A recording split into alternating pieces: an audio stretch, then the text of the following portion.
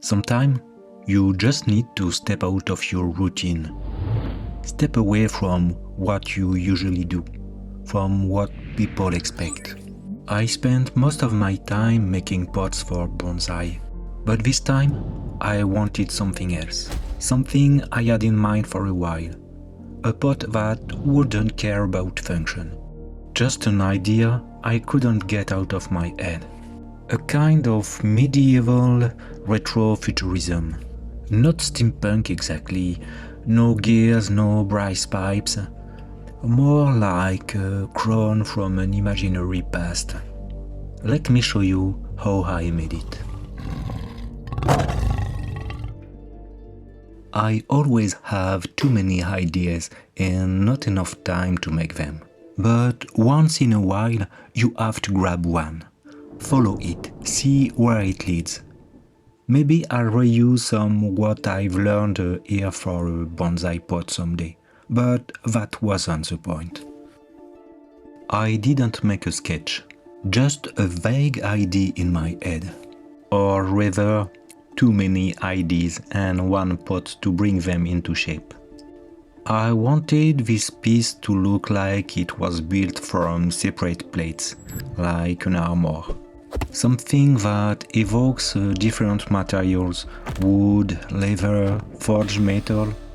I had certain colors in mind too, golds and coppers contrasting against darker tones, bronze, greys, deep black, a palette that borrows from steampunk but twisted into something more medieval.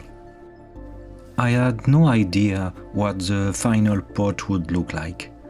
I had a general feeling, a direction, but the details, I'd figure them out as I went. I started by dividing the pot into 6 sections to begin building this idea of overlapping plates. I grabbed a few scraps of plastic from my stash. I always keep some around, different thicknesses. They've become my go-to materials for makeshift tools. Stencils, templates, scrapers, whatever I need.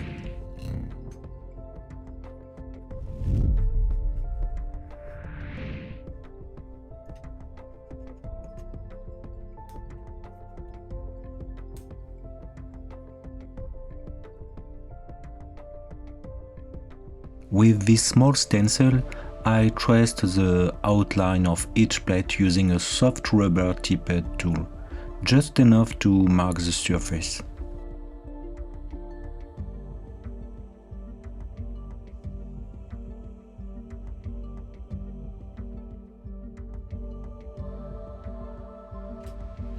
Then I used the negative side of the stencil, pressing the plastic into the clay to push it in by 1 or 2 millimeters. It creates the illusion that the plate has been added on top, when in fact I've just pushed the clay around it.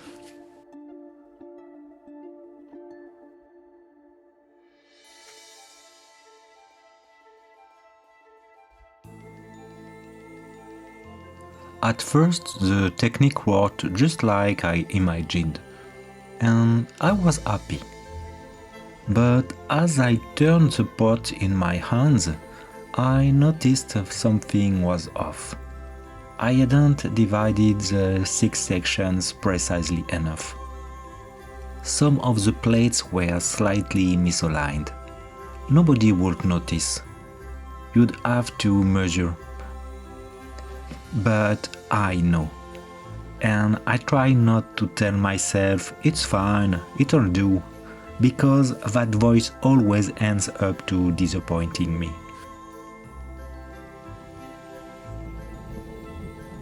As I finish shaping the 6 plates, I start feeling that familiar wave of doubt. At this stage, a voice always whispers, "This look like nothing, you're wasting your time, maybe you should move on." And honestly, right now, it does look like nothing. But I've learned to ignore that voice, to keep going. It usually fades as the piece starts to make sense.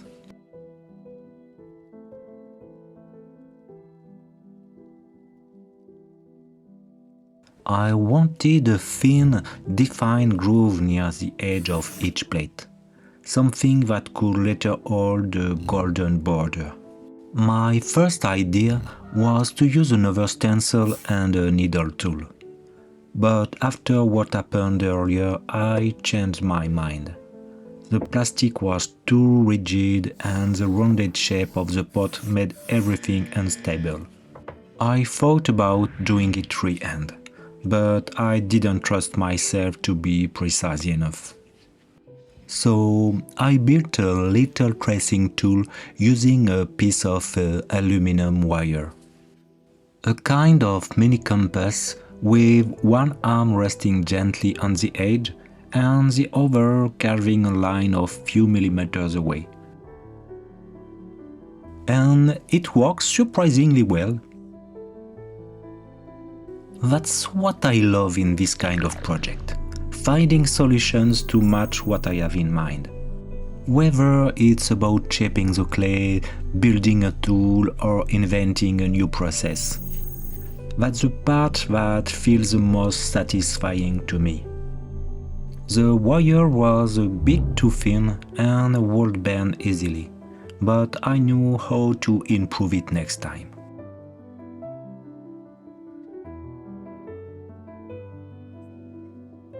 Next, I worked on the surface between the plates.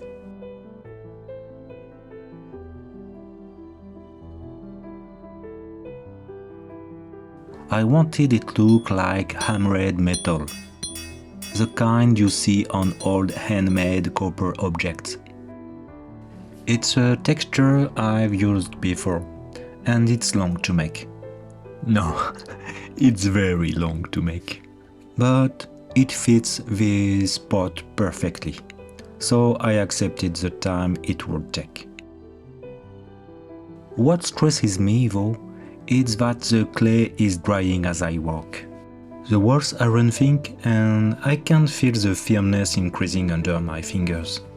That's when I have to admit this isn't quite what I imagined, but I have to stop now and move on.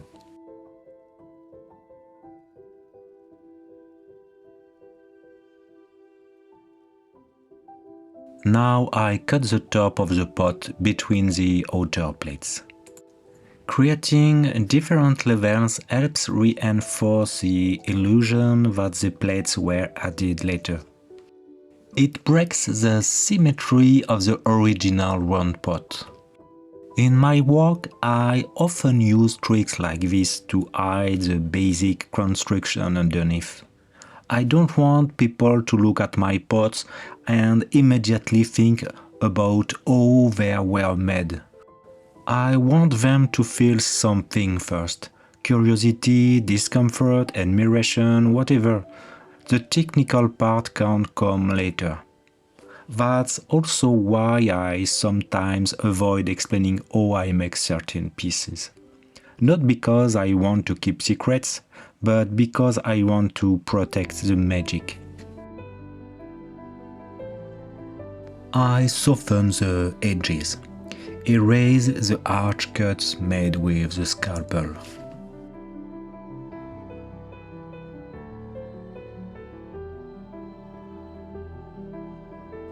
I cut the foot of the pot the same way I did the top, following the outlines of the outer plates.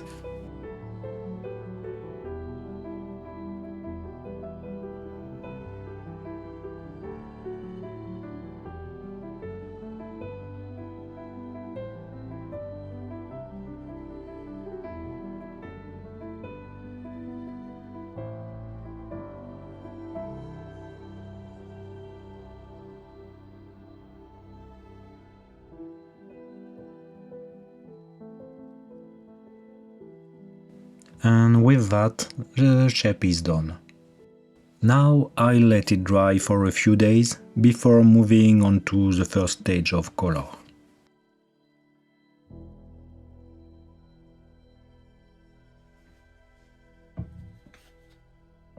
A few days later, the pot is dry and ready for the first round of color.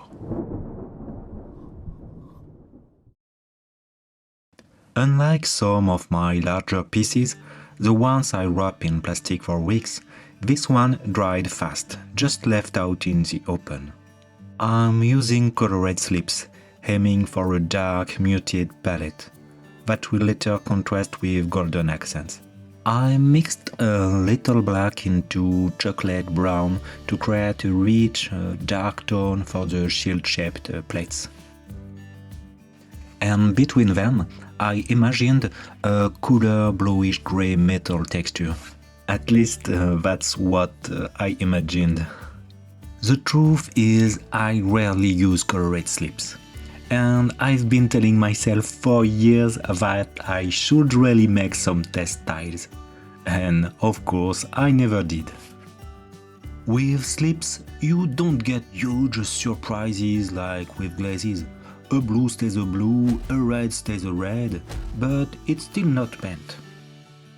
The raw colors often look pale, and depending on your firing temperature, they can come out brighter or vanish completely. At low temperatures, like with earthenware, colors don't change much, and we usually use a transparent glass to bring them to life. But at high temperatures, some shades will hold while others just disappear. So you guessed it, I was expecting two tones, and after the firing I got two versions of almost black. Later, after this pot was done, I finally made those test styles. A bit late maybe, but lesson learned. Right now you can still see the contrast. It's hard to believe how dark they'll become after firing. That's one of the tricky things with slip painting. You have to visualize the final look in your head, anticipate the transformation. And that's a lot easier when you have proper test styles in front of you. This pot will now go through its first firing at around 1000 degrees Celsius. I'll come back in a few days.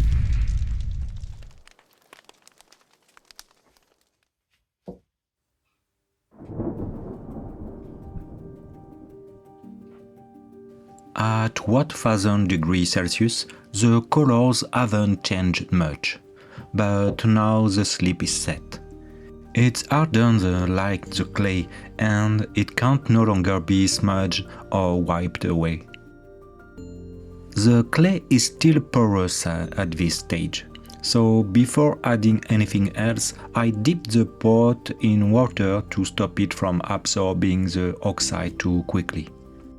When it's wet, the colors look much deeper, like what you'd get with a transparent glass on earthenware. I'm brushing on a wash of iron oxide, just enough to settle into the line and textures.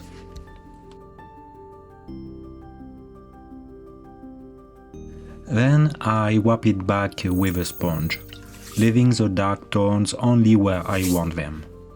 This is why I applied the color before bisque-firing.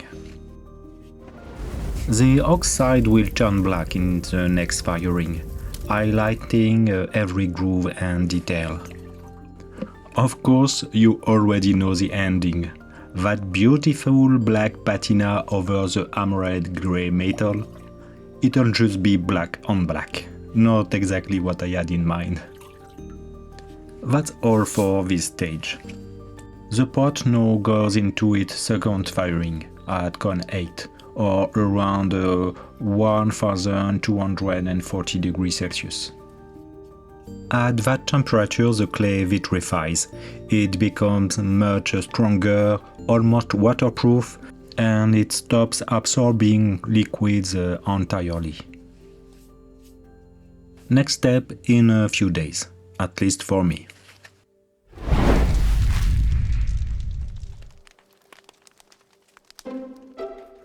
Here we are. The second firing is done. And ta-da! Look at these subtle shades of deep brown and mysterious grey.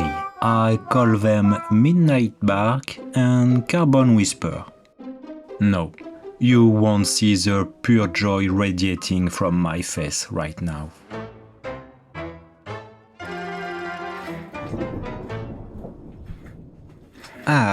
Time for the final details. I'm using a gold slip. Like other colored slips, it can handle both high and low temperatures, but it's not recommended to heat it at high temperatures. The golden reflections would become beige and lose all their charm. So that's why I'm applying it now, after the pot is already fired. And I do a third low temperature firing just for this gold. My initial plan was to create a complex, delicate floral pattern like tangled laurels. But once again, things didn't go as planned. I should have seen this coming. The pot is now fully fired, vitrified stoneware. And that's the problem. At the beginning of the process, the clay absorbed everything too fast. And now, it doesn't absorb anything at all. It's like trying to paint with watercolors on plastic. Nothing sticks. Fine lines are nearly impossible. So I adjusted. I switched to a simpler motif. A 4-petal flower repeated in a grid. Something I could build up by tapping or lightly pressing the brush. The first try didn't feel quite right. The alignment was off. But here, the vitrified surface was a blessing. A quick wipe with a sponge and it's gone. I realized the grid needed to follow the curve of the shield more closely.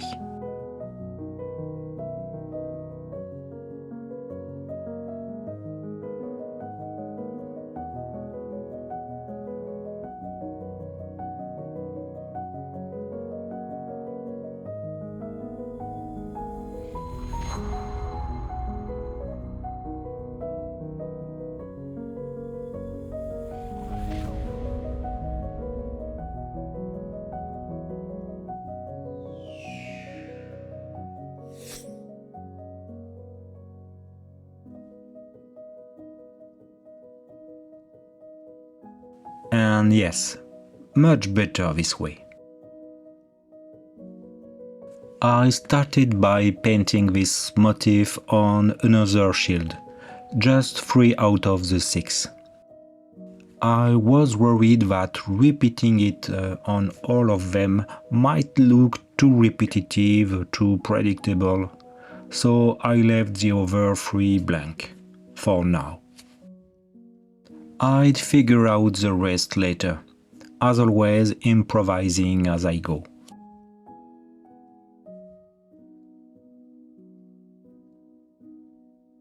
As the surface wasn't absorbing, so I had to wait between each section, just to avoid smudging it with my fingers.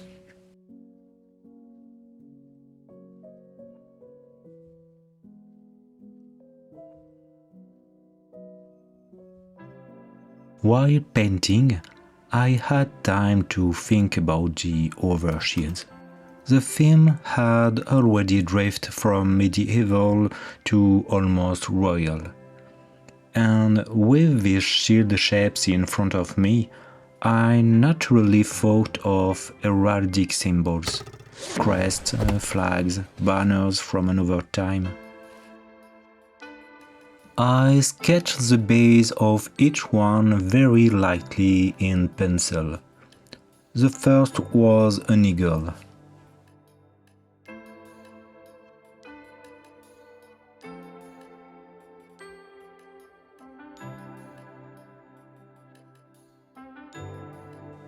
It looked more like a scruffy chicken at first, but a few details later it started to feel a bit more noble.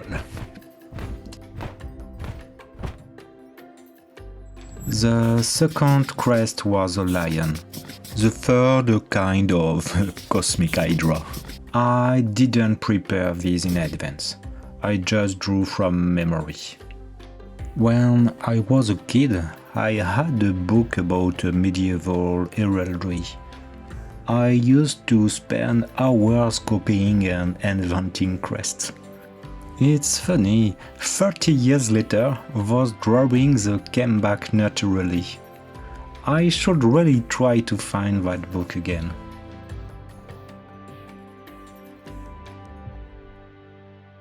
It was hard to get a smooth result.